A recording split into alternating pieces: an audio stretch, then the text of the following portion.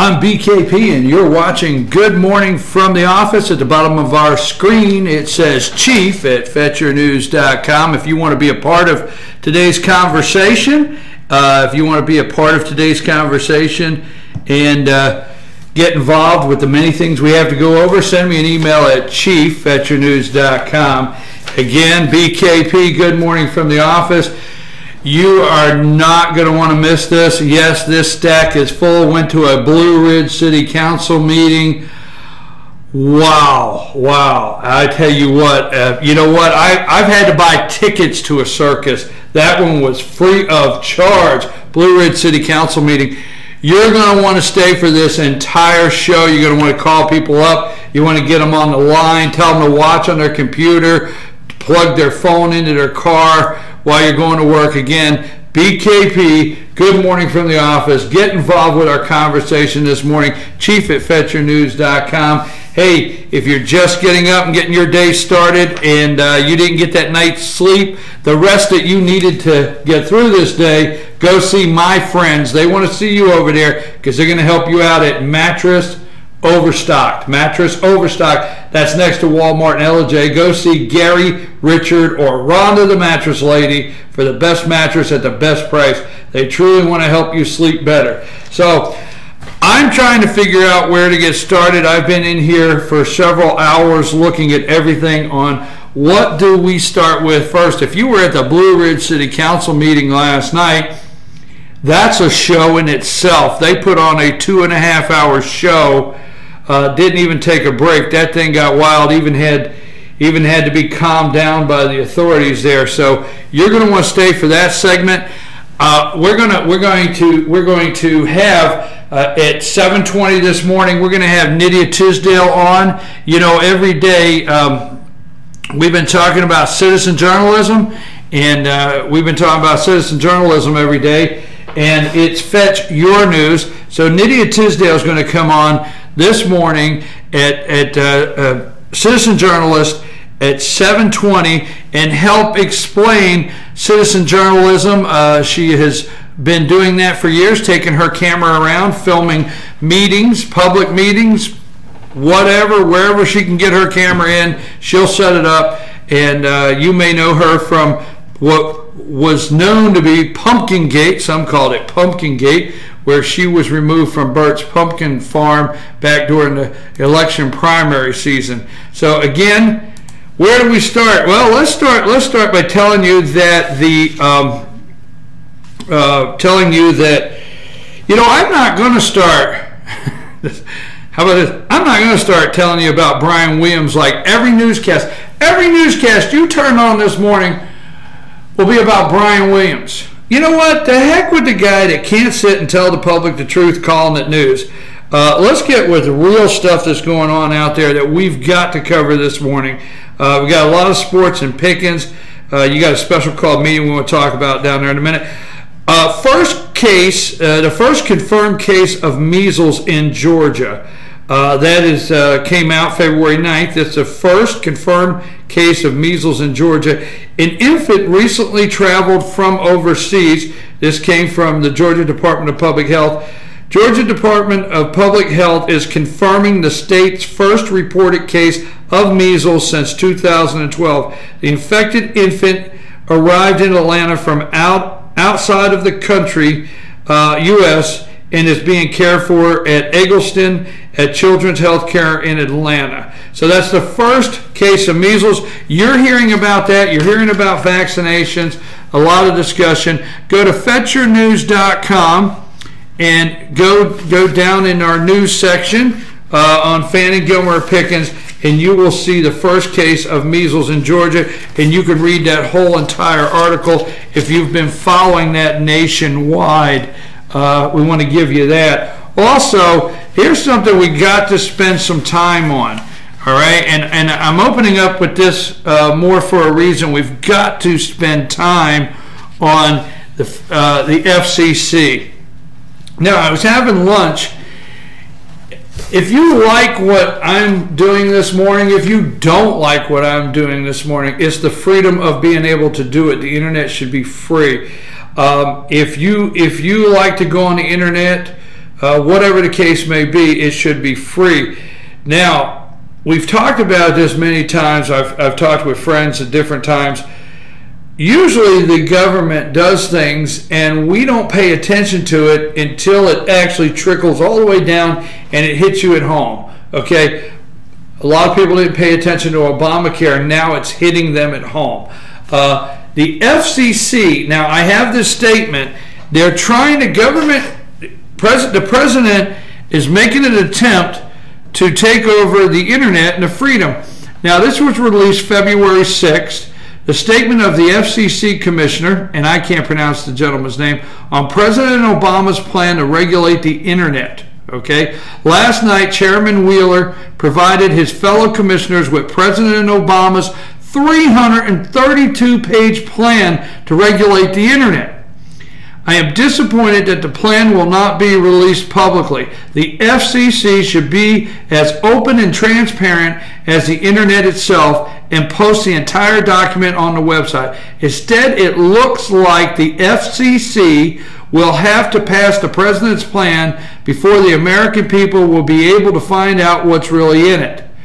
Okay, now here's a couple points, all right? This is a segment in itself. We'll put this up. We got to keep an eye. We're going to be talking to Nydia Tisdale at 7:20, Citizen Journalist. We're going to be doing an interview with Nydia.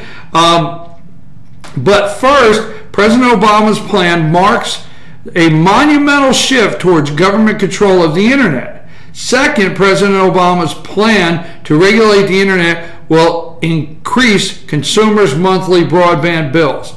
And it will mean slower broadband. The list goes on, and I'm going to tell you how to find this. If you'll go in and type in Federal Communication Commission news.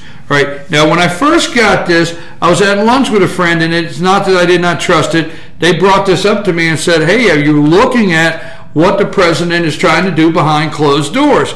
And I said, "No, I haven't taken time to read that." So they sent it to me. Well, you know, everything you get on the internet, you ought to do 1 or 2 checks. Make sure you're looking at something that is legitimate. Some people write stuff out there, put it out there. But then I find this report from this is not the most right-leaning, may I say, or conservative, but this is from the LA Times. This is from the LA Times, and the LA Times says net neutrality proposal is secret internet regulation plan. Now, this is on the LA Times this morning. It's on there this morning. Net neutrality plan is secret internet regulation plan. Republican on Federal Communications Commission blasted the net neutrality proposal for the agency's chairman as a secret plan to regulate the internet that opens the doors to billions of dollars of new taxes on broadband services. So I'm telling you, we're gonna get more into this. I'm asking you, not for me, because I started this with, if you like what I'm doing, if you like to watch this show, if you like to listen to this show through the internet, if you're concerned about government overreach, this needs to shock you. I keep telling everybody, put down the phone and listen up. This needs to shock you, okay? We need to call our congressman. You need to call. I don't know the congressman in your area. I don't know where you're listening from this morning, because it is the internet, and we want to say thank you. We have had some of our men and women in military through bases all over the world that watch and look at FetcherNews.com to keep track of back home. We appreciate you out there and your service to the country. You need to, whoever your congressman is, your senator, you need to call today.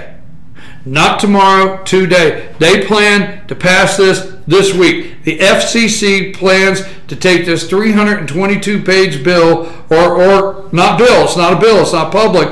They plan to take this behind closed doors this week. You need to call your congressman, your senator, and you got to do that. You tell them you want the internet for free. Now, I'm going to do a little bit of a shout out here, because during the campaign, there was talk about this, and right over here in LJ, now Senator, then candidate David Perdue, now Senator Perdue, hold it right in the camera, and I asked you a mile down the road, if you became senator, would you protect the freedom of the internet and my freedom to do what I do today? So, Senator, I'm asking you, will you get involved? And please call call Senator David Perdue today if you're out there, and tell him that, hey, Fetcher News, BKP is wanting to know if you will stand up to the FCC, and what are we going to do about this? So that is something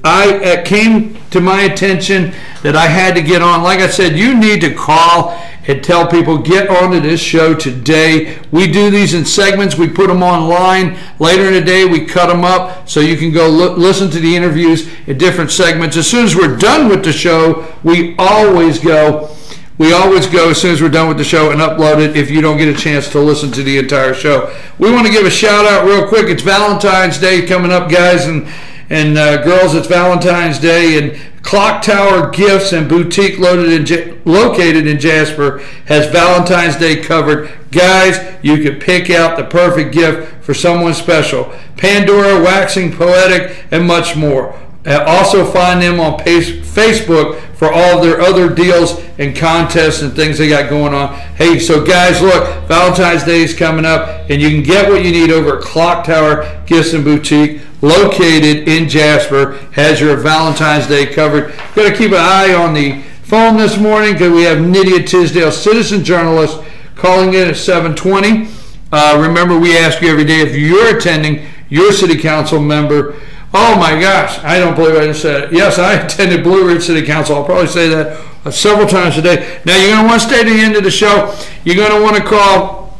You know me, all right? You're getting to know me. I do not want to get off this show today without getting in some kind of trouble, okay? So you want to call Mayor Donna Whitener. You want to call City Council woman Angie Art. You want to call Council Member Rodney Kendall and Bruce Pack, Councilmember Bruce Pack. I'm going to give you a direct challenge from me. I was in your city council meeting for 2.5 hours. We aired your city council meeting at FetcherNews.com live. We got some messages back on what some people thought last night, and I'm going to issue a challenge to all of you today at the end of this show, and I will put it up. It's called the BKP Challenge to Blue Ridge City Council. Let's move on here. Again, we're watching the phone. 7:13, and you're watching Good Morning from the Office or listening, and we appreciate it. Hey, it's awful early, but you might be thinking, where am I going to be and what am I going to have around lunchtime today? Where are you going to be if you're in Jasper? Hey, the blue plate special at the Woodbridge Inn today is fire roasted ham. So stop and get fire roasted ham at the Woodbridge Inn in Jasper, the Blue Plate Special. Gilmer County, we told you a couple things yesterday we're going to run through because we got to get to the Blue Ridge City Council meeting.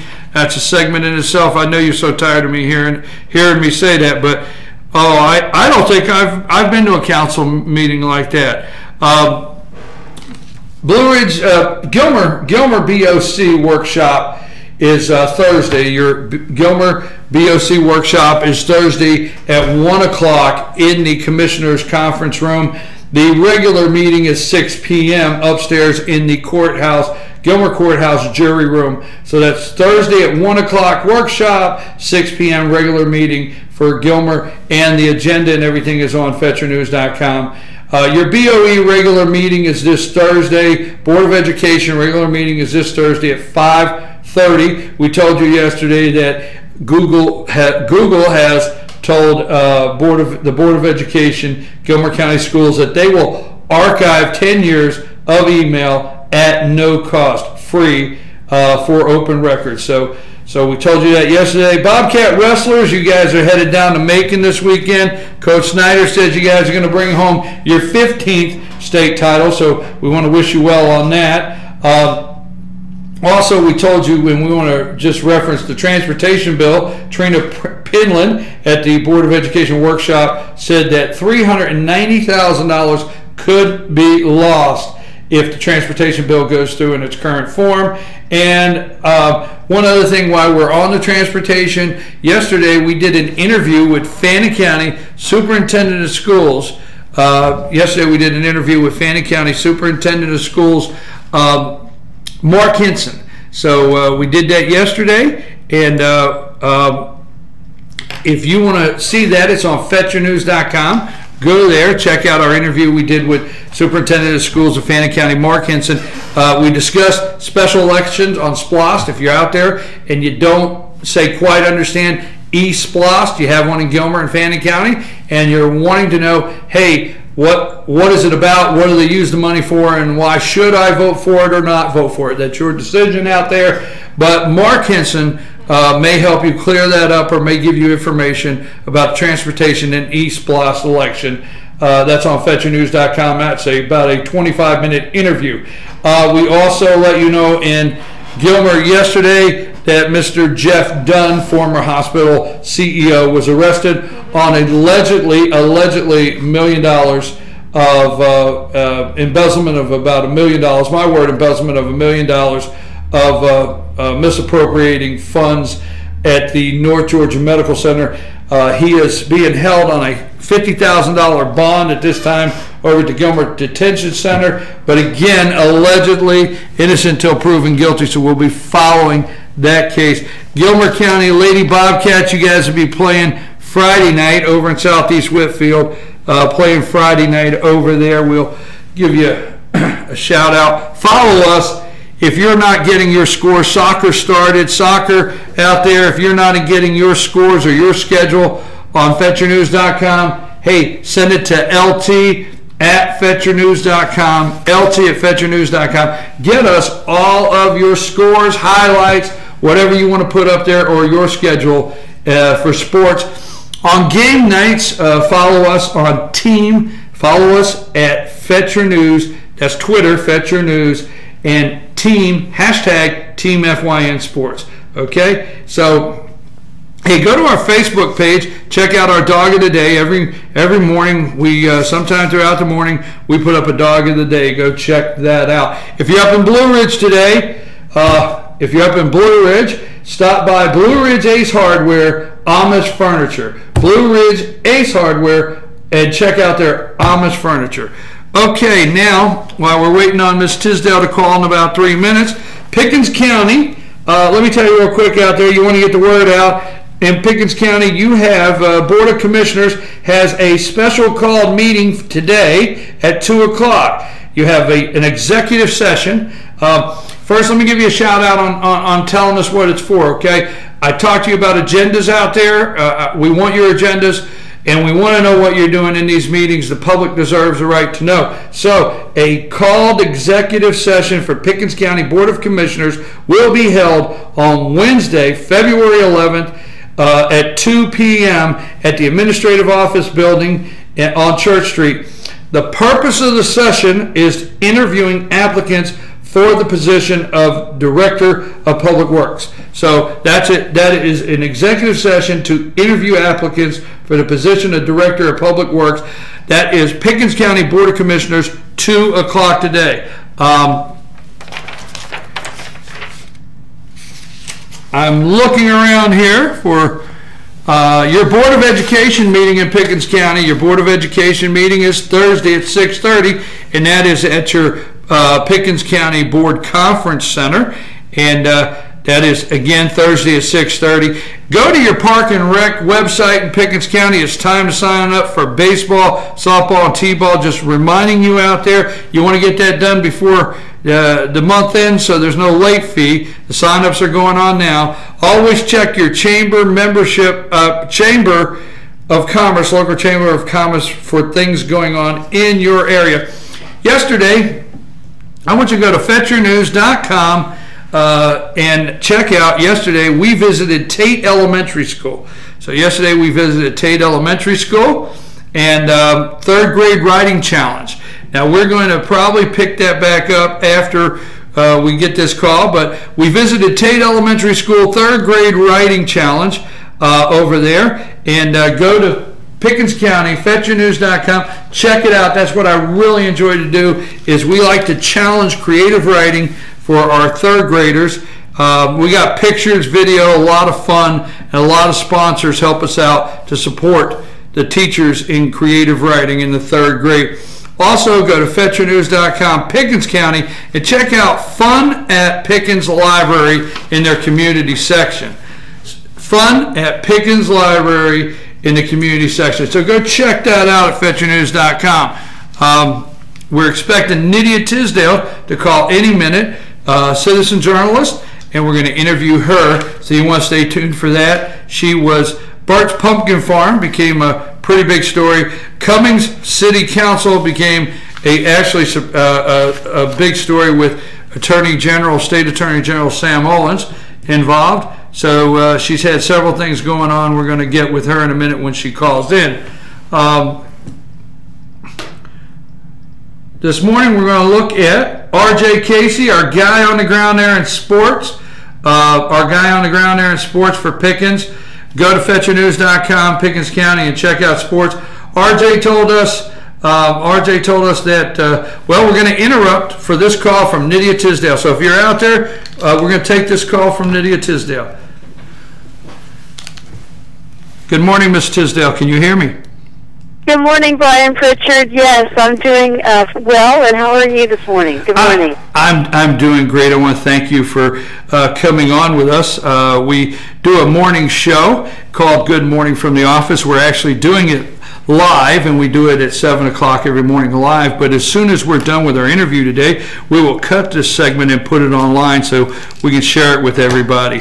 Let me give our listeners and viewers a little background. I met Ms. Tisdale several times covering events. I go to a lot of the political events during the campaign season, and we have briefly met 2 or 3 times.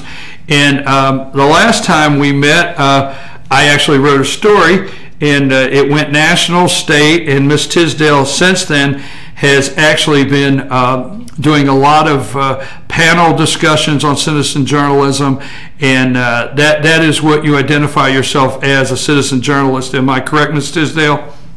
Yes, I am a citizen journalist, correct. Let's start this morning. Let me tell you one of the reasons I wanted to talk with you, Nydia, is this is Fetch Your News, and I have been every morning telling listeners and viewers that if they have news and they go to their city council meetings, and they go to their city council meetings or local authority meetings of water authority, whatever it may be, that if they want to put their information on my website, they can get it to me.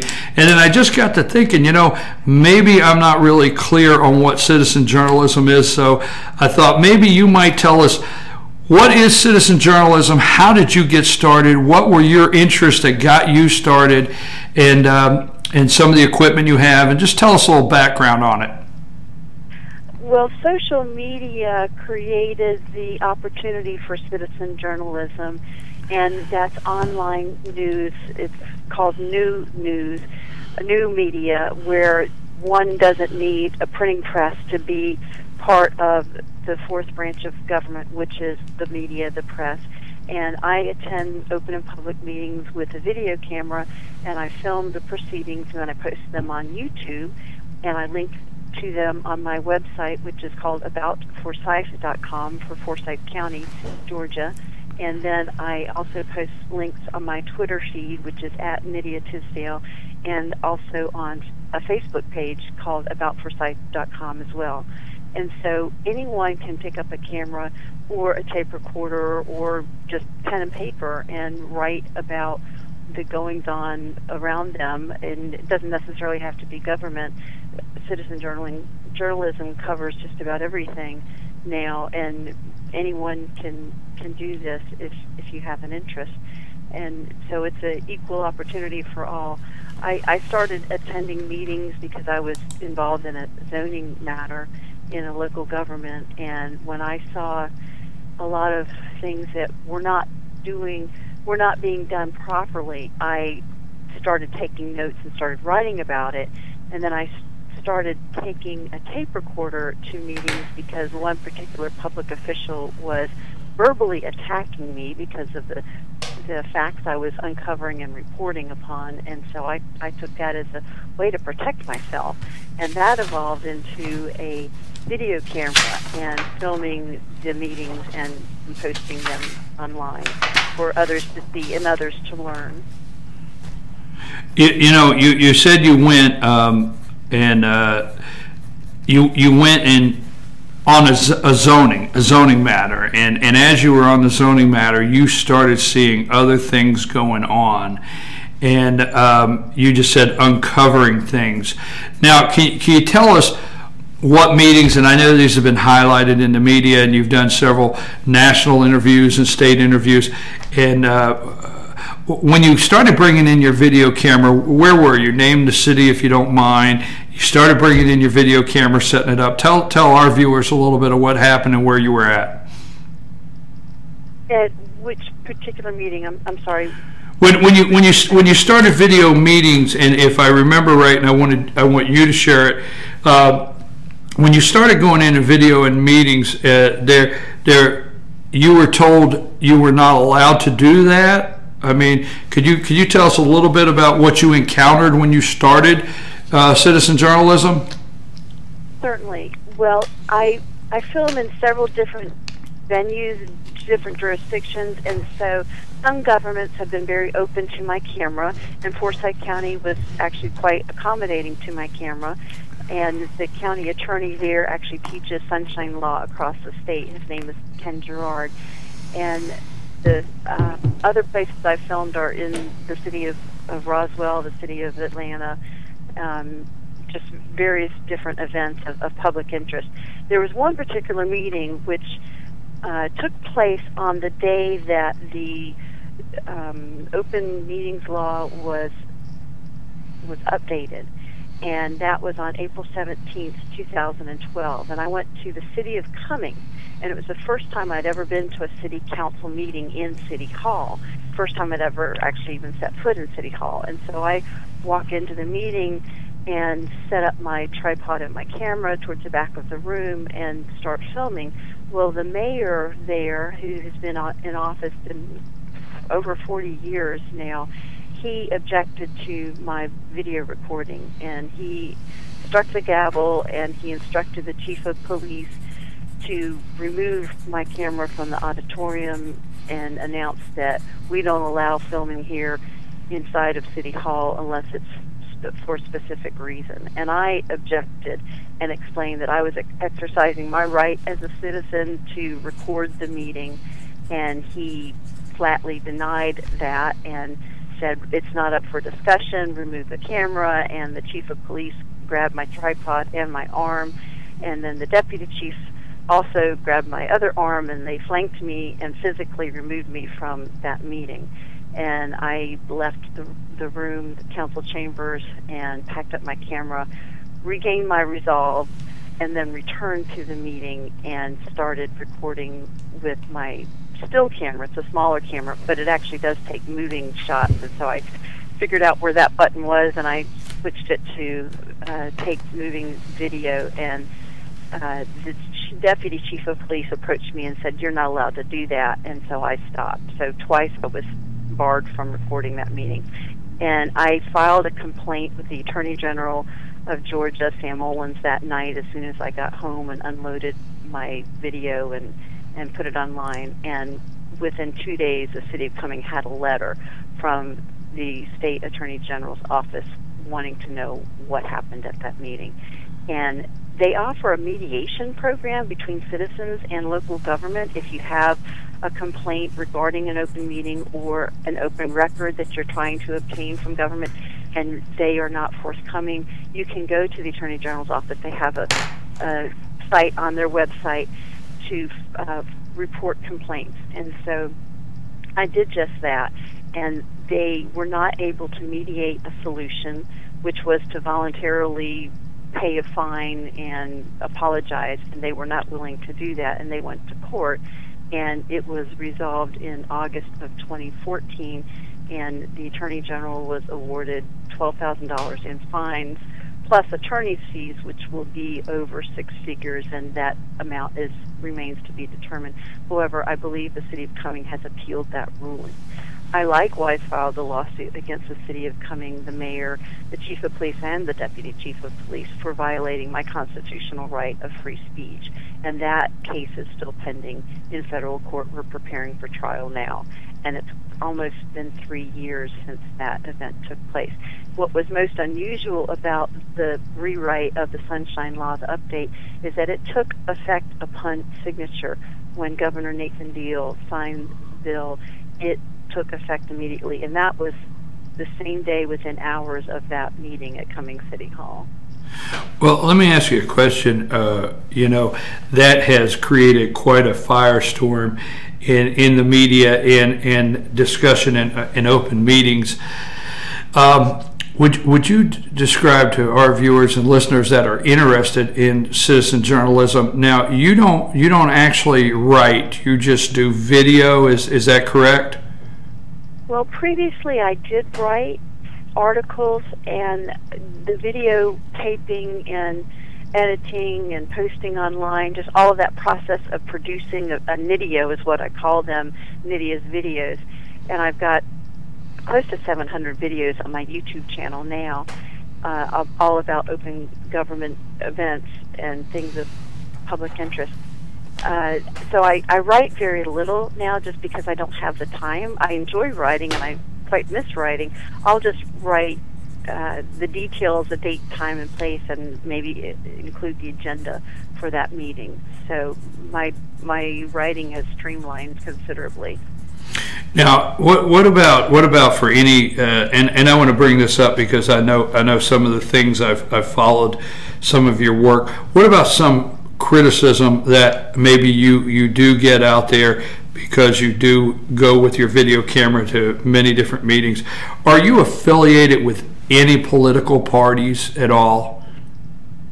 No, I don't donate to any party at all. I attend a lot of meetings because the candidates who have announced for office are coming to speak to the voters, and so different parties will host meet and greets. I've gone to a lot of Tea Party meetings, Republican Party meetings, a few Democratic meetings, and the reason is because there were no announced candidates on the Democratic Party ticket. However, there was a Republican candidate speaking to the Democratic Party once, and I went to go film him addressing the group. So I don't pick candidates. I don't pick and choose. I encourage voters to turn out to the polls to cast their vote, to exercise their right to vote.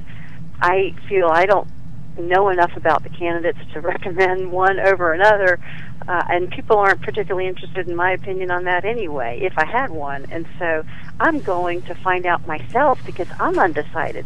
Who would I vote for? And I want to hear them. And so I figure other voters may be undecided as well. And so if I can spread their message as the candidates request the voters to do, they say, tell your friends, your family, your neighbors, and your coworkers about this election. Remind them to go vote. Tell them our message. And so that's how I do that, is with my video camera. I let them spread their message in their own words as they choose to present themselves.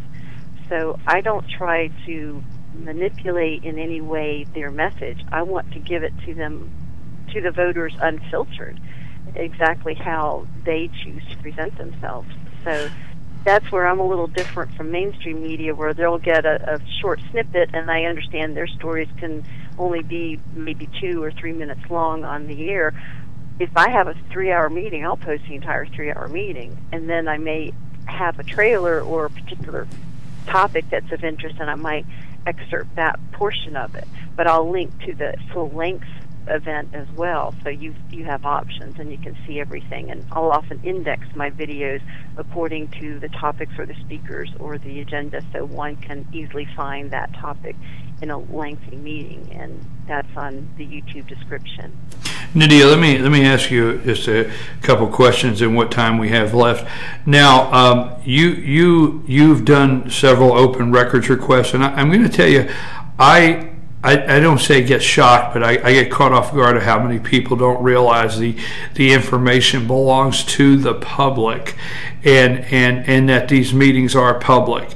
So you can go in, and I do it myself, as you well know. I go to meetings, I video, and I do open records requests, but I want my viewers and listeners to hear it from somebody else that does it in another area. How do you do an open records request? Do you do many of them? I do them on occasion. I do file Open Records Act requests, and it can be with any holder of the record, and I generally submit them by email. And one has to understand that public records belong to the public.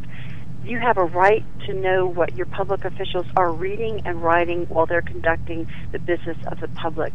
And there's no requirement to state a reason for requesting a public record. You can obtain personnel files, you can obtain just about any record that's available, and it doesn't matter the medium. It can be electronic, it can be your emails, it can be your text messages on your government-issued cell phone. That is all subject to search for open records, and there's no shame in asking for these records. They belong to the public. They're ours, and we have that right. The law provides for it. No explanation required. So one has to embrace the philosophy of the Open Meetings Act, and that is to foster transparency and confidence in government. And once you embrace that philosophy, following Georgia's Sunshine Laws, which is broken down to the Open Meetings Act and the Open Records Act, becomes rather simple. It's not that difficult to post a public notice where you're having your meeting, or to post it on your website, or to post your agenda. It's really fairly straightforward. One just has to understand that when you're working in government with taxpayer dollars, you are accountable to the public. You know, I want to... Do you recall when you first started doing open records requests, some of the looks you would get when you would go to the counter or ask for the information? I do, because when I first started going to get an open records request, I would get some looks from some people like, you know, they wouldn't say it, but it was almost like, this is not your information, you know, how dare you? No, that's public information. And that's what I really want to break the ice with today, is with some of our viewers out there that want to go to their city hall, that want to go to their meetings and video. And I just wanted so much to bring you in to help instill confidence to other citizen journalists out there, because now through the mayor videoing the mayor and coming, is he not the gentleman that's involved in the controversial has some controversial issues going on today? Yes, and as a result of my lawsuit, we had discovery and we had depositions, and we asked the mayor about a particular person who attends a lot of meetings with him, and it turns out that woman is his lady friend, traveling friend, girlfriend, and she is receiving insurance courtesy of the City of Cumming taxpayers, and she is not an employee. And that sparked a federal investigation. The FBI is now subpoenaing records, I don't think I pronounced that word properly, obtaining records about insurance information for that non-employee girlfriend, Angela Mullinex, and also the city attorney, Dana B. Miles, who is not a full-time employee. He is actually the city attorney for the City of Cumming, as well as the City of Dawsonville and perhaps other jurisdictions. But he is receiving city-paid health insurance, and that may be perfectly fine. It may not be. I don't really know, but that's what they're investigating. So the same mayor that removed you that night, that sparked a lawsuit through depositions and your considered persistence in this matter, has now uncovered that his girlfriend gets health insurance from the City of Cumming, and she's not an employee there. Is that where that's at? I bet he wishes he never threw you out that night. I'm sure he regrets that decision, yes. And the girlfriend's been getting insurance for a decade now, to the tune of about $75,000 in premiums. and that doesn't include any health care that she may have received. In addition to that, we don't know that yet. But yes, I was able to film the deposition of Mayor Gravett with my camera that he kicked out of council chambers. So the poetic justice was just sweet. So you got to film it, and he was sitting there looking in the room with you filming it. Let me ask you, and I'm going to have to run, but I could talk with you about this subject all day on public records, because I feel so strong that the public should get involved and see what's going on in their local government. Let me ask you, in your career as a citizen journalist, probably what is the most challenging day you had, or the most challenging issue that you ran into as a citizen journalist? Well, that event at Burt's Pumpkin Farm, where I was sitting silently holding my video camera, filming campaign candidates speaking to the voting public, and the meeting with advertisers open to the public, and I got arrested, assaulted, and I was booked into jail, and I'm actually still out on the $6,200 bond, and those charges are still outstanding. I don't know what will happen with those, but that was the most terrifying and frightening event that's ever happened to me while I was just sitting quietly holding my camera. And the governor was there, the attorney general was there. He actually commented and spoke out against it, which luckily you were there to capture his comment, record it, and broadcast it, because I missed that speech. And I was actually there to film him because I had filmed everyone else on the ticket earlier in Roswell, but he was not there. And so I made the road trip up to Burt's Farm to record, and I was ejected for really no cause at all. And so it was just egregious, and that still resonates with me. I am still very timid about going to certain meetings, and I sometimes will ask someone to go with me because I'm fearful. I'm unencumbered. I don't have the protection of mainstream media, so that's a little frightening. One thing I do want to mention is that there is a guide that's put out by the Attorney General's office. It's called Georgia's Sunshine Laws, a Citizen's Guide to Open Government. It's a free publication that has been produced by the Attorney General along with the Georgia First Amendment Foundation and the Georgia Press Association. It was printed in January of 2014. It's free, it's available, and it was my book and my passport, if you will, to citizen journalism, because that's where I learned what my rights are for recording open and public meetings. Give me that name again, Nydia. Give me that name again. Citizens Guide. It's called Georgia's Sunshine Laws, a Citizen's Guide to Open Government. It's known as the Red Book.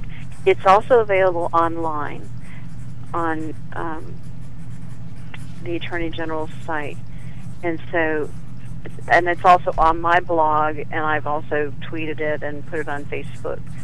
So it's a really helpful guide. It breaks it down into layman's terms, and it also has the actual language of the law. Well, let me ask you now, in the interest of time, and I appreciate that you've spent this much time with me. I want you to tell the difference, though, or what is the presumed difference in what filming a city council, going into their local city council or commissioners meeting or water authority versus going to Burt's Pumpkin Farm. What is the difference in those two things? And I want that to come from you. Certainly. The Georgia Sunshine Law applies to a governmental agency, which is a city council meeting or a county meeting or something to do with government, or subcommittee meeting that has been appointed by local government. And so that has a narrow oversight. And at Burt's Pumpkin Farm, that was a political campaign event. It was advertised online and in print in the local media for being open to the public. Now, Georgia Sunshine Law doesn't apply there because that's not a government. However, there were certainly public officials speaking to the public, and it was advertised as a public event. And that is Burt's Pumpkin Farm is a public venue. And so they are in the business of creating memories, and people come and buy pumpkins and take hay rides, and it looks like actually a very fun, family-friendly place. Their policy online states that they do not allow guns and they do not allow pets. Well, I didn't have a gun, I didn't have a pet. All I had was a camera. And most people with a smartphone or any type of cell phone in their pocket have a camera as well. And there was no ban on recording, on filming, on cameras. There was nothing published, nothing promulgated. There was no notice to the public that you're not allowed to record this campaign event. And I was there just filming as I always do, and for some reason someone decided they didn't want me to record, and I don't quite understand that. Nydia, one more thing before we leave, and let me make a brief comment to anyone listening out there. We really encourage citizen journalism here at FetcherNews.com. The public does have a right to the records. When you walk in your city council, when you walk in your commissioners, your board of education, take your video camera, set it up, put your recorder on, turn it on, take pictures, and it doesn't matter what kind of looks you get, don't worry, you have the right. If there's something you need to know, ask the question, and if there's a piece of paper you want, tell them you want it. But when you go to somebody's property, and I, for one, I was with Miss Tisdale that day, and I was invited there, but we're not going to get into that because that has, there's legal things going on there. But when you walk into somebody's property, kindly do some double checking and make sure you're welcome and invited. And I'm not questioning anything, Ms. Tisdale. I was there, and I don't want to spend time on that. I'm just telling our viewers out there, like you did, when they go to somewhere outside of a public place, there's other things that take place. Ms. Tisdale, I want to close today, and many have asked me. I get phone calls all the time. I'll get text messages. Where's that thing stand with Nydia? Where's that thing stand with Nydia?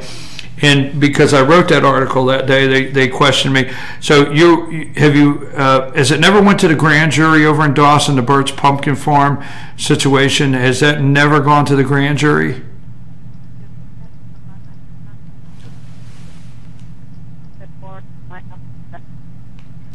Nydia, I've lost you on volume. Are you there? I'm sorry, yes, can you hear me? Yes. Tell us, has that gone to the grand jury? No, it has not gone to the grand jury. It has not been resolved. The charges are still outstanding. I have not been arraigned. I have not been indicted.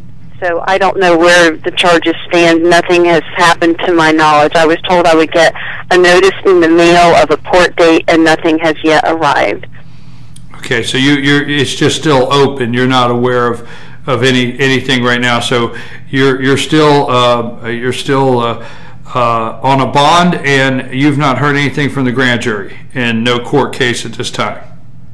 Correct. Yes, I'm still out on bond, and if I leave the state of Georgia, I have to report in to my bondsman and alert him that I am leaving Georgia, and I still feel like I'm under state arrest, if you will, because I'm not at liberty to just leave. I have to actually report in to someone. Are you not pushing them, like, hey, this is an inconvenience in my life, somebody tell me something, or what I mean, how long are they going to let this sit up there? I wish I knew that answer. I have no idea. One other thing I'd like to share with you is that on my YouTube channel, I have filmed training sessions regarding Georgia Sunshine Laws. So I have filmed Stefan Ritter with the Attorney General's office. He is the Senior Assistant Attorney General, and he gave a training session in Gwinnett County, and I filmed that, and that's available on my YouTube channel. And likewise, I filmed the attorney for Forsyth County, Ken Gerard, and his video is on my YouTube channel. So both of those are available, and they're very informative and helpful for understanding your rights as a citizen to attend and to record open and public meetings, and to request open records of your officials and of employees. Records of employees of government are subject to open records search and retrieval, including, again, cell phone data, emails. If you work for government, everything you do basically is a public record with very few exceptions. Okay, well, Ms. Tisdale, I want to thank you very much. We're going to link your YouTube channel to Fetch Your News, because we have been asking people to get involved in their local government, and if people are out there interested in citizen journalism, and we're going to link her YouTube channel, because this lady, she knows what she's doing when she goes in, and you do want to take pointers from Nydia. Nydia, what are you currently working on right now before we close? Anything you're working on at this time? Well, I recently filed an arrest warrant against a woman in Forsyth County who did not allow me to record a meet and greet, which was advertised as open to the public, and that happened last year in April, and I was hopeful for an apology from this woman. She actually struck my arm and grabbed my camera, and my video recorder was recording her doing that. And so I had to take that to magistrate court, and they will proceed with whatever they do next. And so that was recently in the news again. And I shudder that just the average citizen is getting treated this way when all they want to do is hear from their elected officials and their announced candidates, and to share their message, which is what they asked us to do. And so I'm still fighting battles. And actually, in her interview with the detective there in Forsyth County, she was mentioning a county commissioner against whom I filed a state ethics complaint almost 4.5 years ago, because he failed to disclose his real estate holdings, and he had about 80 properties, and he reported about half a dozen properties. So we discovered that. I filed an ethics complaint, and that is still outstanding. That is still yet to be adjudicated by the State Ethics Commission. And his name is Pete Amos. He's the chairman of the Forsyth County Commission. And in the interview of Peggy Green, she mentions Mr. Amos, Commissioner Amos, and he was not there at that luncheon. He was not there at that meeting. So I feel there's some sort of retaliation for me filing a state ethics complaint as to the reason why she ejected me forcefully and physically from the meet and greet of the Republican women at Forsyth County luncheon meeting to meet candidates, which is also likewise advertised as open to the public. Nydia, we can't thank you enough. What I'm going to do is I'm going to link your YouTube channel for people to go and see your citizen journalist training videos and several things you've got going on. And if you're out there this morning, we've been interviewing Nydia Tisdale, citizen journalist, and my most recent work from Burt's Pumpkin Farm is when Miss Tisdale was removed there forcibly that day at a political rally. So that's how I know Miss Tisdale, and I brought her on this morning to hopefully share some light on citizen journalism so you can look into your local government. Nydia, I'm going to see if our viewers have questions.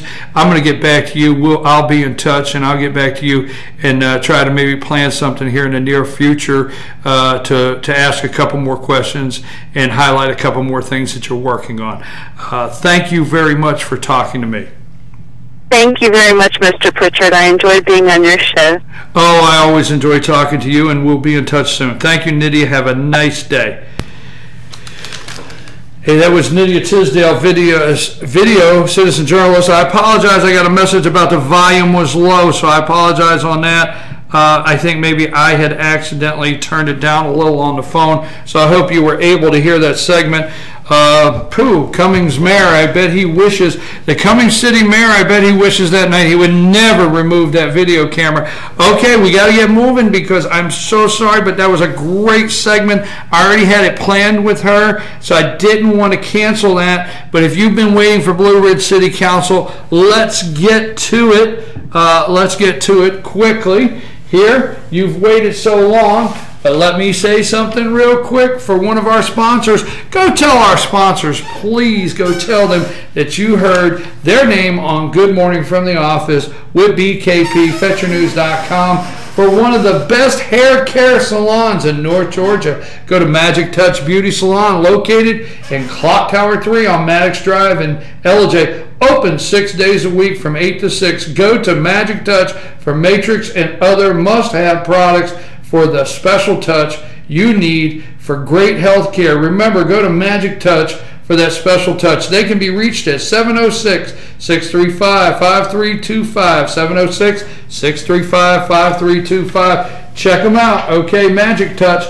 Hey, Clock Tower Gifts in Jasper. Guys, Valentine's Day, they got it covered. All right, well, Brian Williams just got 6 months off. Jon Stewart stepped down from The Daily Show, and the Blue Ridge City Council went crazy last night. Now, look, let me get to Fannin Board of Commissioners, because that, unusually, Fannin Board of Commissioners will not take near the time. So last night, the Fannin County Board of Commissioners meeting, at the Board of Commissioners meeting, they've been talking about local legislation and a charter change. So last night they voted to make this charter change, and what they really did is they voted to publish it. So what has to happen is they voted yes to publish it last night. Commissioner Johnson and Larry Sosby voted yes to publish this. So Fannin Board of Commissioners, the change now, Bill Simons, the chairman at this time, has, I want to say, the power, the control, the end all, the decision. He has the final decision at this time in Fannin County to hire and dismiss department heads. He also has the daily control over department heads to speak with them concerning things. So that falls on, according to the charter. Now, I want to get something clear. It's not that Chairman Simons is doing something wrong, okay? But the charter in Fannin County currently says that department heads can be hired and terminated by the chairman and report directly to the chairman of the county. So Fannin County has chose to change their charter for this one thing. So what will happen is it'll be published. So look in your legal organ and see the publish. We will get it here. We'll get it out to you on FetcherNews.com. They will be two times it'll be published. A public hearing. So public hearing means you go and you tell them what you think, and then they'll have 2 public hearings, and then they will vote. After that vote, it would then allow the department heads hiring and terminating a department head would be a board decision, no longer the chairman's. So if they hire, after they voted in, if they hire a department head, the board would decide that, and if they terminate a department head, if they terminate a department head, then the board would decide that. So that would no longer just fall on the chairman's day-to-day responsibilities. Also, I have spoke to Commissioner Earl Johnson on this, and we talked about this. And at the current time, in fairness to department heads, they answer to Mr. Simons. So when department heads are questioned by Post Commissioner Larry Joe Sosby or Post Commissioner, Earl Johnson, when they're questioned about things, well, they work for the chairman. So if the chairman finds out, so there's no indecision. After this goes into effect, your post commissioners would then have input into department heads, and department heads would also start answering their questions. So that's coming up, charter change.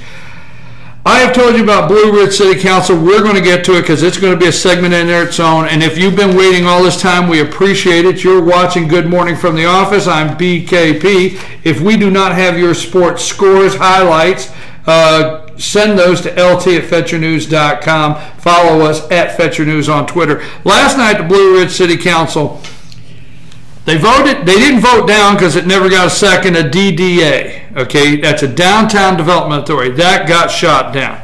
I have a a challenge I want to put out to the mayor and some of the city council members before we leave today. The thing I want to talk about right now is struggling to find out what to say first.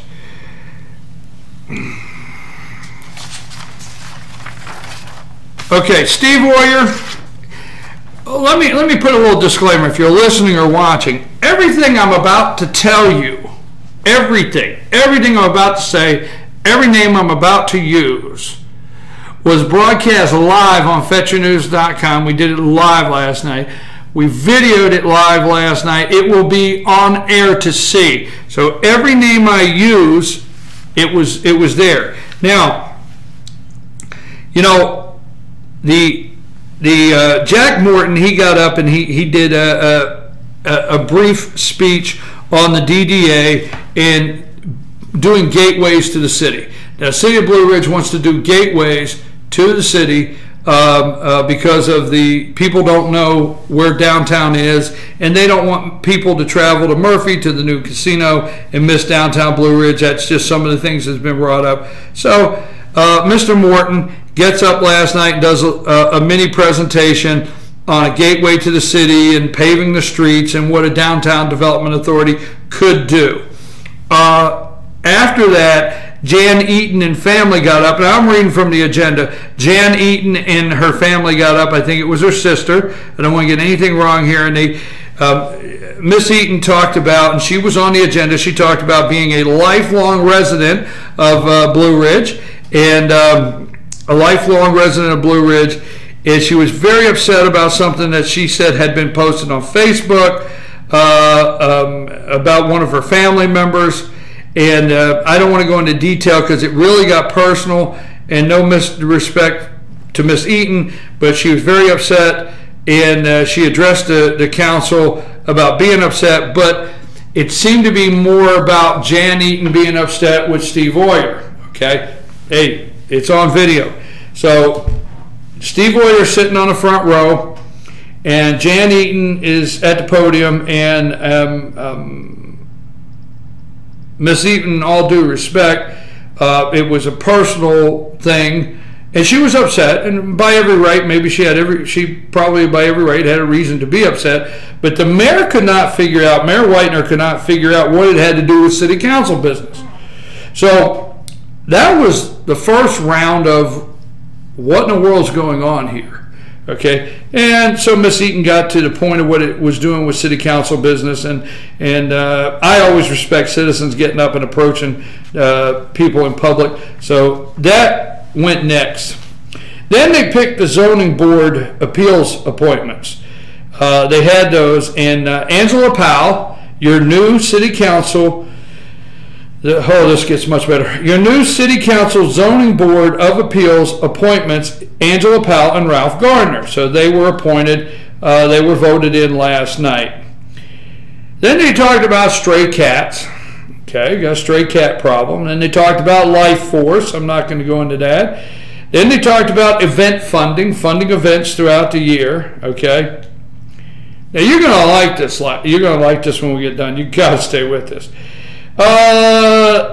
Then they got into zoning recommendation from the Planning Commission. Now, Steve Oyer and some partners, okay. Now, I'm going to give you, Mr. Oyer, I'm telling you right now, this is not coming for free much longer.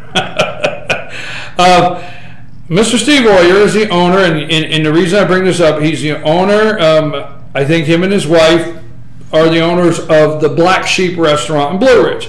And they came into town, and they did, it's a wonderful building. I, for one, cannot tell you that the city is gone backward in any way by having this beautiful restaurant on a beautiful little landscaped property there. It's beautiful. And I see pictures all the time of people from different countries, all across the state, all over, that come to dine at the Black Sheep. So good for you, Mr. Oyer, and your business there. But, and I tell you, these free shout-outs got to stop. But the point is, he owns the Black Sheep restaurant. Now, Mr. Royer, now I think you're going to think I'm making this up. I'm telling you, you're going to think I'm making this up. Okay, Mr. Royer's got this little car. It's an older convertible car, and he has his company name, and he parks it around town. He parks it around town with his name on it, Black Sheep Restaurant. It's a neat little car. So that has caused controversy with some on the council because Mr. Royer parks his car in the much needed parking spaces. Now, I'm going to say accusations, accused, I don't know, but there's been accusations that one of the city council members has closed off parking spaces just to prevent Mr. Royer from being able to park his car around town. So we all know the parking problem in Blue Ridge. I can't make this stuff up, people. If you're listening out there, this is Blue Ridge. I cannot make this up. I got video for every bit of this. So last night, Mr. Royer has purchased a piece of property, or maybe he has had it for some time, and it's going down towards Ada Street, across from where the pizza place is there. Ada Street, right there. There's the pizza place up on the hill in the 2-story. And he has purchased a piece of property, and he wants to put sidewalks, curb cuts for his property for access. I think, if I remember right, Mr. Royer does, and he wants to put in 32 units. So stay with me on this. He wants to put in 32 units, and they're called extended stays, and they're nice units, walking distance from town. Now, they were told, the city council was told, that they've already received, because they put it on the chamber website, they've already named, I guess, the 32 units, they've already named the project, they put it on the Chamber of Commerce website up in Fannin County, and they put it on the website, and they've already named it, and they said last night they've already got 68 calls of people that wanted to come stay in their units because of the fire and ice, thing that they're having, chili cook-off this weekend in downtown Blue Ridge. And they've had to tell people we don't even have them built yet. Now, if you go down, now I want to try to separate opinion. I'm not trying to give you opinion, but if you go down to the Black Sheep Restaurant, and I keep saying that, if you go down there and you look at what has been done, and Mr. Royer and his partner, and I apologize, I didn't know your the partner's name last night in the project, but if you look at the Black Sheep Restaurant, Mr. Royer said the only thing that was purchased outside of Fannin County, his words, was the trusses because they couldn't be manufactured. But outside of that, everything at the Black Sheep Restaurant was purchased within Fannin County. Now you go look at the construction of it, the sidewalks, how nice it is for the city, and then you stop and think, this is my opinion, okay? You stop and think he's going to go to the other end of town and put slum projects in? He's going to put projects? 32 slum units? My words, I don't think so. That's my words. I don't think he's going to go to the other end of town and put these nasty units that are going to turn in. Now, so Mr. Royer is petitioned for zoning changes that will allow his curb cuts and his sidewalks into this property. Well, guess what? 3 of the city council members just flat out said no. Now, the argument was that Mr. Royer, it's personal. Now, council members are going to say it's not personal. Mr. Royer says it is personal. I'm in the back of the room. Now, I can't speak, and I'm going to speak to you right here. You might get angry. I like each and every one that's on the council. I like all of you. You're out of order. You are out of order. You have to be a functioning body, and I'm gonna give that challenge in a minute that I wanted to take. But Councilwoman Art, Bruce Pack, and Rodney Kendall, and I like all 3 of the council members, they voted no, and Mr. Royer says it's personal. And from the back of the room, I'm not telling you council members, the 3 names I just brought up, I'm not telling you did it because it was personal or any one of you did. But in the back of the room, it looks like a victory against Steve Royer and not a victory to save the city of Blue Ridge from something bad. Okay? There's hotel motel taxes being lost by not building these units. there's a lot of revenue going to be lost by not building these units. It's a $5 million project.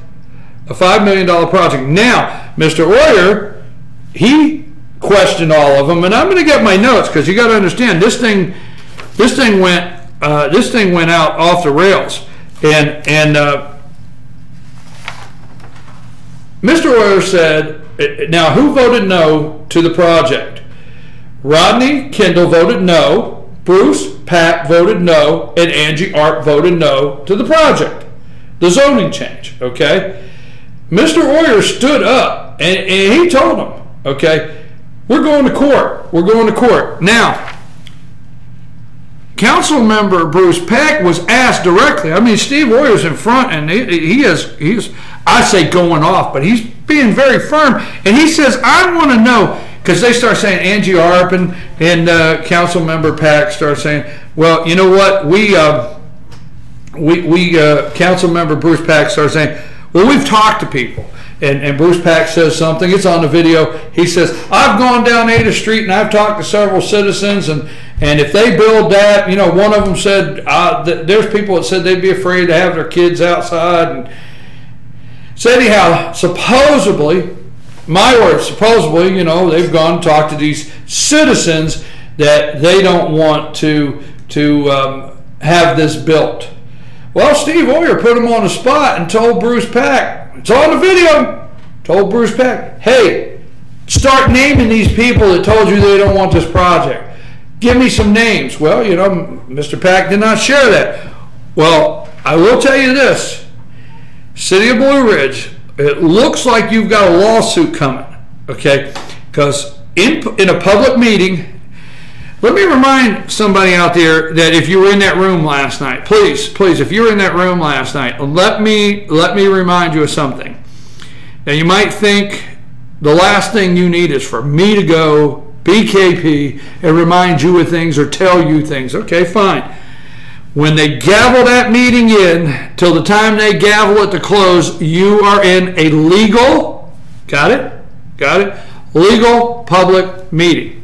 Now, many of the citizens, hey, you will always have my support, citizens, for showing up, making a packed room. Always. You will always have my support of digging in to find out what's going on in your local government. You will always have my support. I will back you 100%.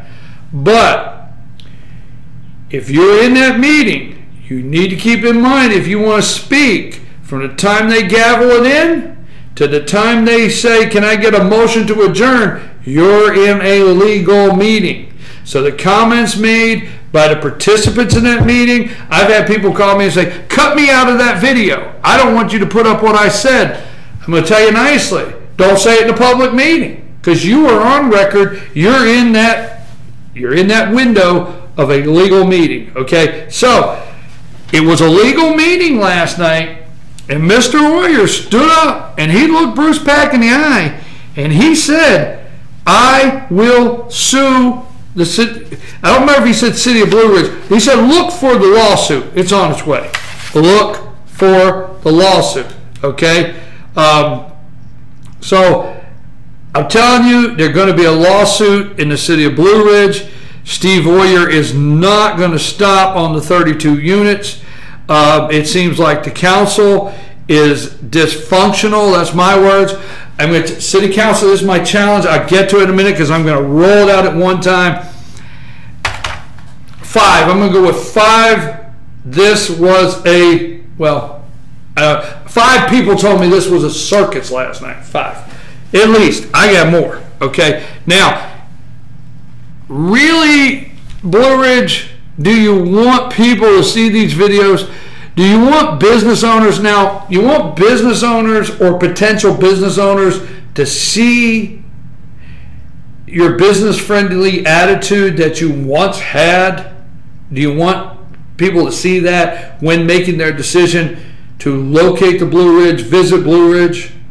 I don't think you do. Now, so Steve Oyer left very upset, and after that, a gentleman that it was on the front row, he'll be on the video, and I'm sorry, I don't have his name. Room was packed. I couldn't get over to the gentleman and get his name, but he just went off and he looked right at Angie, and he said something, and he said, "This is personal." If Steve, he said, "If it wasn't Steve Oyer, if it wasn't Steve Oyer, would you do this?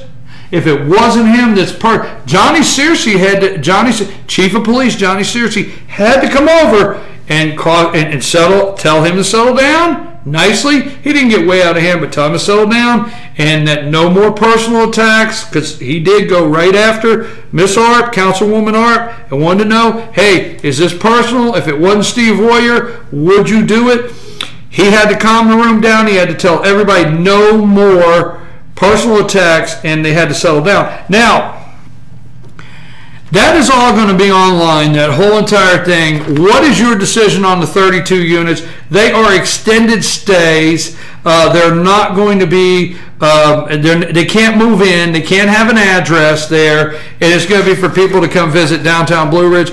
You know, I was telling somebody last night after the meeting, Blue Ridge is getting a lot of people that come up for business reasons, whether it be a doctor that does work in a hospital for 3 days that wants a nice place to stay in town. They also are trying to sell the 32 units as a project to where people can come stay and walk through town and never have to drive. They can just walk for the whole weekend, go to coffee shops, go to the train, go to the little shops downtown. So, that being said, it is 8:16, and I'm going to be running long here if I don't get to the next segment, because I want to issue my challenge. The City of Blue Ridge, I keep saying that. I'm telling you, you got to watch this video today. Downtown Development Authority, okay? The City of Blue Ridge is trying to put a downtown development authority, and the council will not have any part of it. Now, when I say the council, Councilwoman Rhonda Thomas continues to put it on the agenda.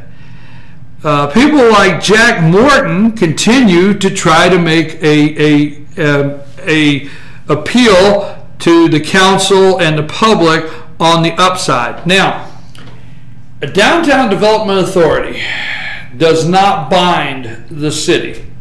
It does not. It does not cause the City of Blue Ridge to borrow money. They can borrow money, and they can get a bond on it, and they can do a commercial project, but it has to have all the proper funding done.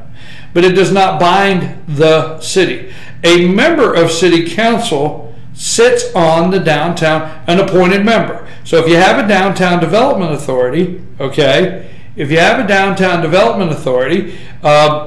you then have a City Council member that sits on the City Council, the Downtown Development Authority. So it's not going to be like they're doing something and the council won't know. Now, when the Downtown Development Authority takes an action that they want to do something, it has to go to the city to be approved. So they can't just decide to build a certain parking building or a 3-story building on this end of town and the city say, wonder what's going on over there. It can't happen like that. They have to go to the city. It's everything they want to do has to still go through proper planning, and it has to go through all the zoning. City can't do nothing without the cities being aware and approving of it. Now, then what is the big deal? Why have it? Because so many grants and loans from different financial institutions have been set up out there for cities to get money to develop their downtown, but only legal downtown development authorities can apply for the money. That's it. Now, when I say that's it, that's not all of it, but there's so much grant money and there's so much different money that has been set aside for cities to apply for. But if your city has not got a downtown development authority, it disqualifies you from the money. And every time I hear a city present this, it's always backed with, we always say we need money and we want to be the sole determination of of what happens in Blue Ridge. We don't want other people, so we want the money to turn our city into a nice city. Now, saying what a downtown development authority is, so I don't get off track, for those of you in Blue Ridge that are opposed. Now, if you're opposed to it, that's your right. I'm not here this morning to convince you if you are opposed. I am here to tell you that I don't know that the proper information is getting out to the citizens for the decision to be made, okay, on whether they want it or not. Now, I'm going to run down this real quick. I was told last night there's 169. I was told there's 100 in the state of Georgia. I was told there's 169 downtown development authorities in the state of Georgia alone, okay? I'm going to run down this list real quick if you're still listening out there. Downtown Development Authority, Ellijay. City of Ellijay has one. Blairsville, City of Blairsville has one. Now, these are the first two on a Google search.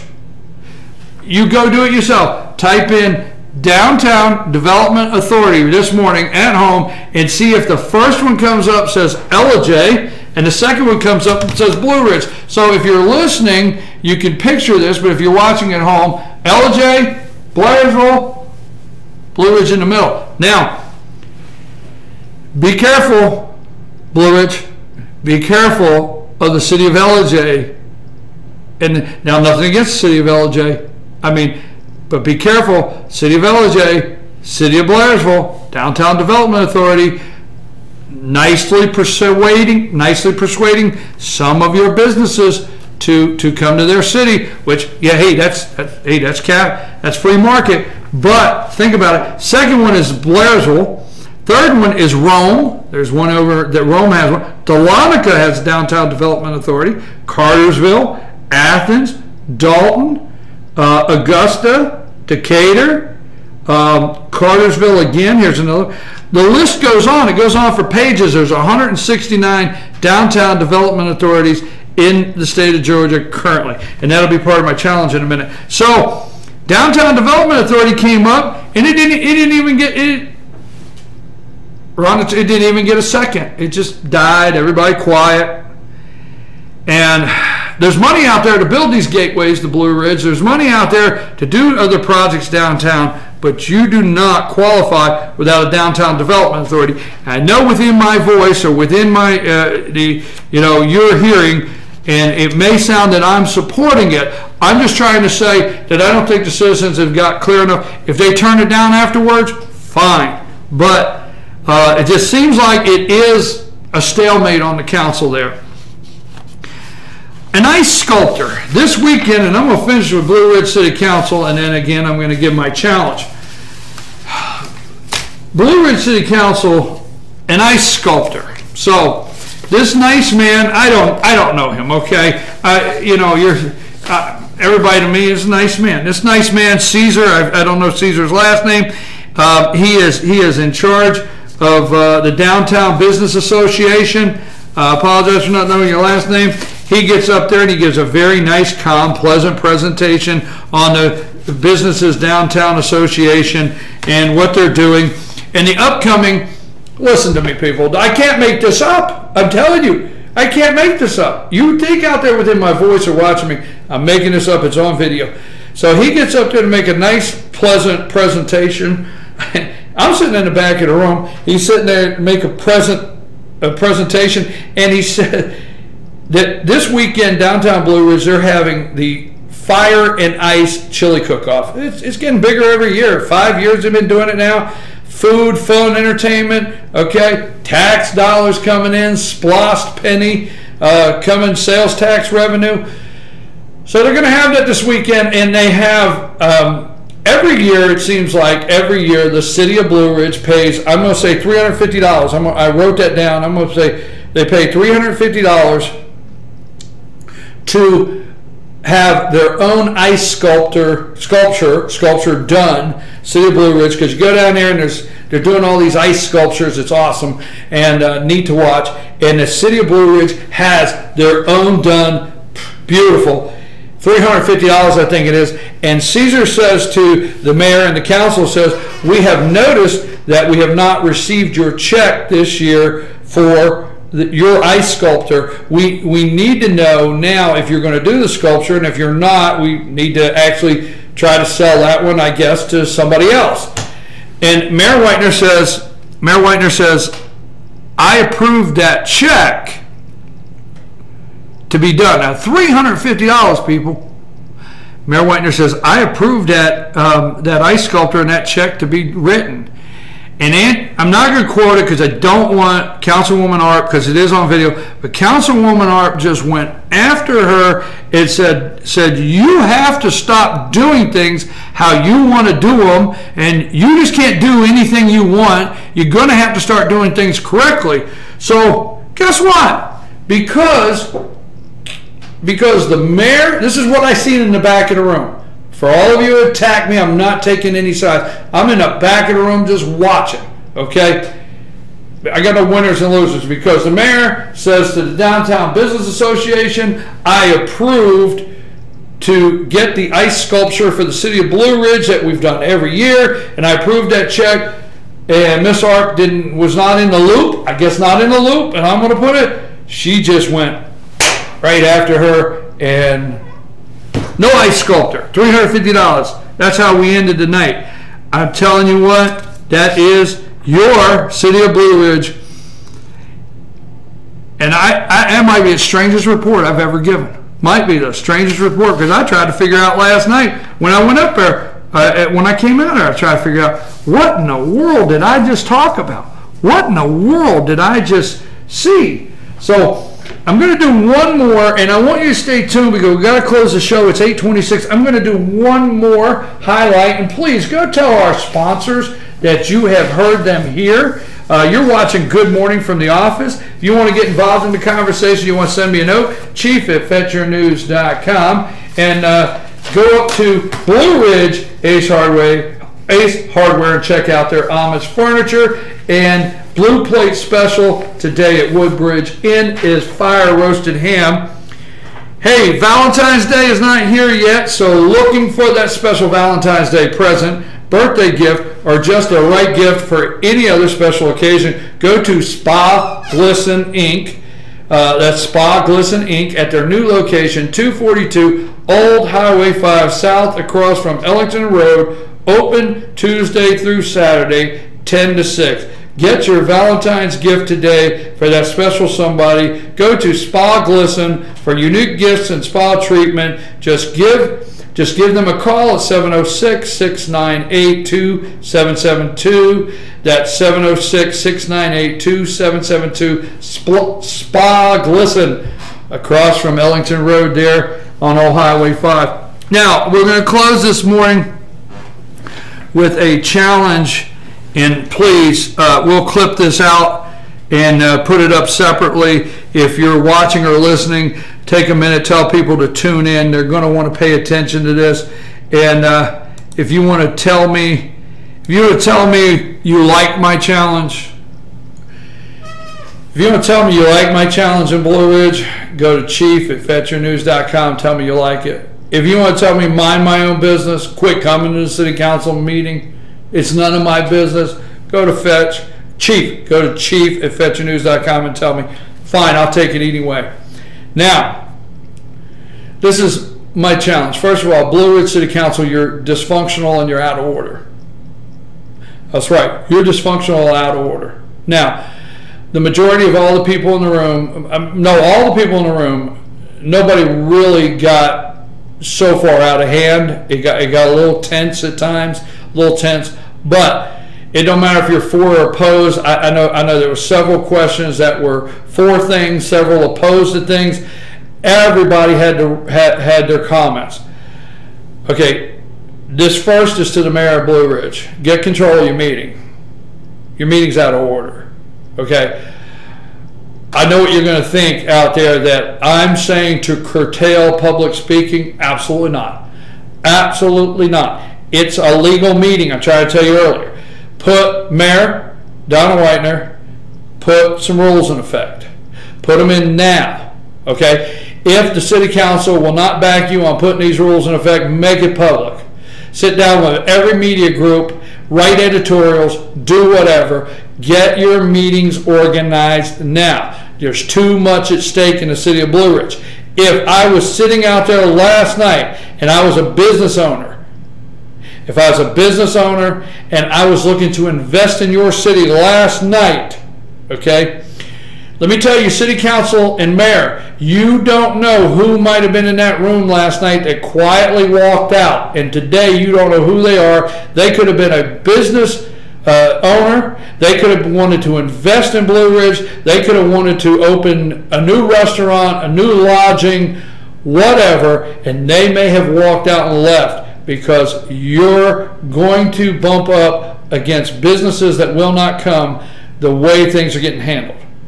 Sorry for being that way. Get control of your meetings, okay? Now, public speaking. Put a 5-minute limit. I know people are cussing me now. They're cussing me, telling me it's none of my. Put a 5-minute limit. Have people come to the podium, speak into the microphone, to the entire council. Ask people to refrain from personal attack. It's not necessary in a business meeting. These are not town hall meetings. They're business meetings. I approve town halls every day. I love town hall meetings. This is a business meeting to operate the business of the city of Blue Ridge. City of Blue Ridge. Okay? Get together, City of Blue Ridge. All right? This is a town, not a town hall. Go to the podium and get people to state their name, because you're going to be looking at these meetings later. There's probably some legal things going to go on, and you're not going to know people's name and who said what. Make people come to the podium on an issue, state their name, give 5 minutes, and no personal, and sit down. But this just throwing it out from the crowd all the way around, Mayor, put your city council on the hot seat to get organized, okay? Now, while I'm speaking to the mayor, I am not implying that this individual did anything wrong. Nothing at all. I want to make that clear. Mayor Whitener, get a new city attorney, okay? Now, that does not mean the gentleman that's currently, Mr. Sipin, your city attorney, is a bad person. I don't have any dealings with him. Get a new city attorney, all right? You have way too many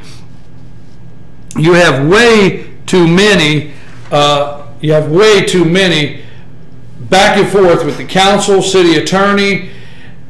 The relationship between the city attorney, the council members, you and the council members, it is strained so bad, you need a clean start. Okay? Tell me off. Tell me mind my own business. But, and it's nothing against David Sipin. I'm not going to get into your city attorney. I don't know. This is nothing against him. I don't want him upset with BKP. I'm telling you, between you, the city council members, and the attorney, and I've read the emails, and the things that you guys are spending money on in that city to talk to the city attorney back and forth, start fresh. Get with your council, start fresh, get a clean city attorney, and get things turned down. Because right now, in the city of Blue Ridge, your residents, your city council members keep talking about what your residents are saying and what your residents are telling people. Your residents are telling people that you're out of order and they don't understand all these emails with the attorney. So that's the second challenge to the mayor of Blue Ridge. Okay, my challenge to Councilwoman Art, Councilman Rodney Kendall, and Councilman Bruce Pack. My challenge to you is, I was there last night. I think you're good people. You represent. You got voted in. Now, that's the bottom line. You got voted in. Okay. And you do represent voters out there, and you do come to the council and say you speak to the voters.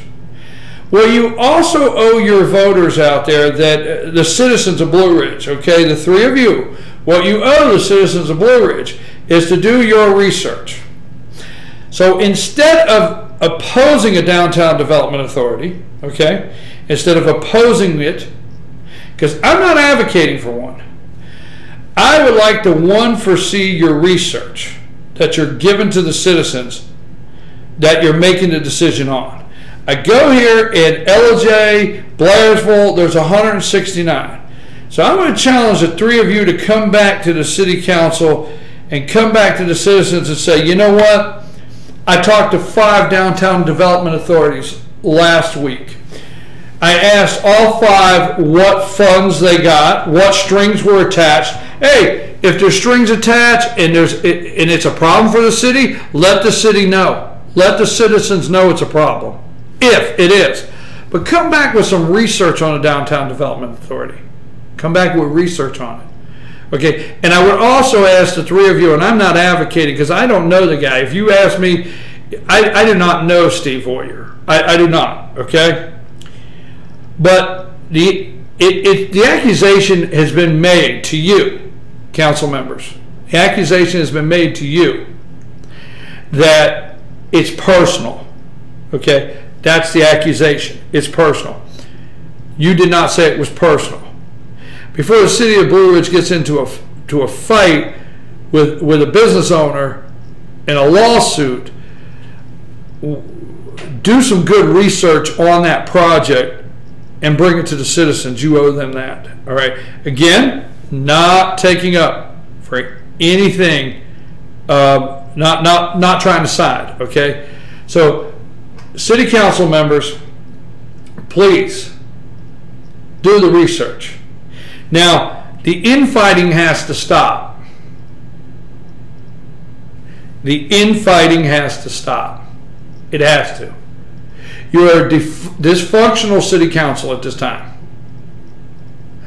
I don't care if you're cussing me out or whatever. I could care less. Okay? You are a dysfunctional city council. Guess what you're doing? You're representing nobody. You're not representing the business community. You're not I'm so tired of you telling us out there in the audience who you're representing and who you're doing this for. I'm not taking a side, but you're not representing. This is all city council, not me. You're not representing anybody right now. You are in as bad a stalemate as Congress. And I'm telling you, I'm concerned that Blue Ridge City Council is so dysfunctional, somebody outside is going to look in and you're going to be investigated. Hey, I said that. You're going to be looked into. Okay? You have a corporation. You're a Blue Ridge City Corp. You're going to be looked into. If you don't work on some things, you're not representing the business community right now. I'm not taking up for the business owners, okay? They don't spend money with FetcherNews.com. Half of them I go in and I ask them, hey, how about an ad? They look at me. So I'm not taking up for them. I like them. I want them there. I like the city. But, hey, you're not representing the business owners. And you do not want to get what happened last night out in the community, out on the internet, and out everywhere to hurt the city of Blue Ridge. So I'm going to quit going on about it. Mayor Whitener, grab this council and get it organized. You don't have authority to do things. Get it organized. Get the function of your meeting organized, and get a city council attorney, and get a fresh start. Purely, this is editorial, my opinion. Nothing against anybody. They've not done. Get a fresh start. Council member Art, Pack, and Kendall, get a clean look and present the research. If you present the research to the citizens why they shouldn't have a downtown development authority, hey, my hat's off to you. Present the research. And all of you, do not do things out because it's personal. Because it's personal. All right, $350 for an ice sculpture. Do not do things because it's personal. So that's my challenge to the Blue Ridge City Council. I hope I've not offended anybody, but I probably have. I hope I'm not upsetting anybody, but I probably have. And I hope you'll allow me back in the city council meetings, and I don't know, maybe you won't. But, hey, you've done too good of a job. People get tired of hearing what Blue Ridge has done this and Blue Ridge has done. They get tired of hearing that. Why? Because you've done a very good job in a very nice little city that has stayed above the level of the rest of the state economically through a depression, and all you can do is fight. All right, I'm going to end that, okay? You've been watching Good Morning from the office. Send your comments of how much you don't like what I'm saying to chief@Fetcher News, or do like what I'm saying at chief@FetcherNews.com. If we don't have your sports scores or schedules, get those to LT@FetcherNews.com.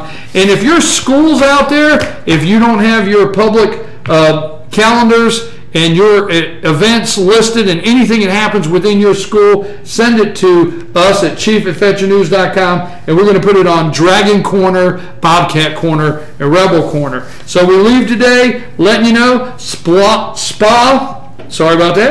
Glisten over on Ellington Road, across from Ellington Road. Don't forget them. Blue Plate Special, Wednesday fire roast and ham, Amish Furniture in Blue Ridge, LJ Fitness, Mattress Overstock over there next to Walmart and LJ. And don't forget, best hair care salon in North Georgia, Magic Touch Beauty Salon. Don't forget them. That's here in LJ. Clock Tower Gifts and Boutique.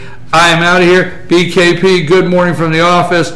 And we'll have a lot more tomorrow. Thank you again.